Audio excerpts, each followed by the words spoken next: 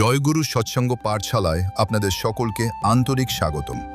সৎসঙ্গের মূল উদ্দেশ্য হল মানুষের জীবনে সত্য, প্রেম, সেবা ও আত্মিক উন্নতি আনা। শ্রী শ্রী ঠাকুর অনুকূলচন্দ্র মানুষের জীবনে ধর্মকে সহজভাবে উপলব্ধি করার পথ দেখিয়েছেন। এই চ্যানেলে আমরা নিয়মিত শুনব সৎসঙ্গ গ্রন্থের পাঠ, আধ্যাত্মিক বাণী, জীবনকে সুন্দর ও শান্তিময় করার শিক্ষা। আপনারা যদি সৎসঙ্গের এই আধ্যাত্মিক পাঠ শুনতে চান তাহলে আমাদের চ্যানেলটি সাবস্ক্রাইব করুন। ভালো লাগলে লাইক এবং শেয়ার করতে ভুলবেন না। আসুন সবাই মিলে সৎসঙ্গের আলো ছড়িয়ে দিই। জয় গুরু। জয় গুরু। প্রত্যেকের মা ওই জগৎজননী। প্রত্যেক মেয়েই নিজের মায়ের ভিন্ন রূপ, এমনতর ভাবতে হয়। শ্রী শ্রী পিতৃদেবের নির্দেশে কৃতিদীপা বাগচি আলোচনা শুরু করল। কৃতিদীপা, মাকে জগৎজননী ভাবতে হবে। শ্রী শ্রী পিতৃদেব, কার মাকে জগৎজননী ভাবতে হবে? কৃতিদীপা, আমার মাকে। কৃতিদীপাকে এরপর নিরুত্তর থেকে শ্রী শ্রী পিতৃদেব বলেন, জগৎজননী মানে জগতের মা।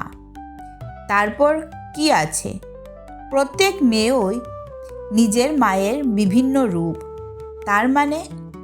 মিনতিকে তিনি ওই প্রশ্ন করলেন।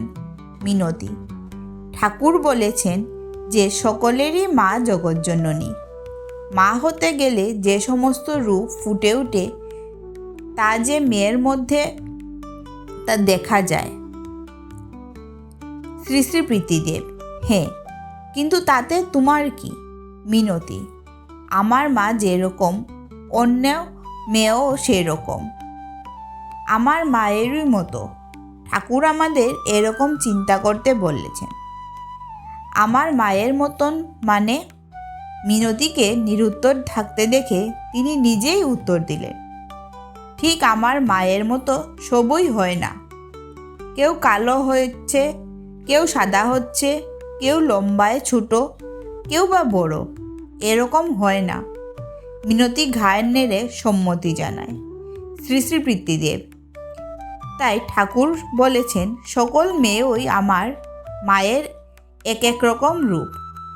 প্রত্যেক মেয়েই আমার মায়ের এক এক রকম রূপ ধারণ করে আছে, এরকম ভাবতে হয়।